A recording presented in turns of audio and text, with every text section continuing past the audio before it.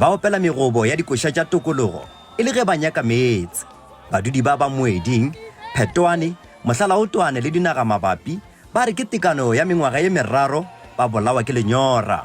Ba latofatša masepala wa Selete wa Sekhukhune ka go palelwa ke go ba abela meetse. Ba re le ge ba dutše patogeng ya letamo la Flag Bushielo ga ba holo ke meetse ao a ba fetago ka diphaepe metseng ya gabo bona le go leba Polokwane. Le ge letamo le letletše wa go falala, badudi ba sa tšwela pele go nwa meetse le diphoofolo ka nokeng ya Lepelle. Sekhukhune le Lepelle ba re feila. Sekhukhune bele ka masepala o lebeletseng taba tša meetse ga o kgone go ka bereka gabotse le Lepelle. Re na le nako e telele re sa hwetše meetse. Leloko-phetiši la masepala wa Sekhukhune le amogetše lengwalo la dinyakwa tša badudi. Rena re le masepala together with the executive mayor re a go dula fase le ba Lepelle. We are going to respond re le ka moka re le ba Lepelle because ke nagana gore ge Lepelle le responda kua re tlo bereka culture community.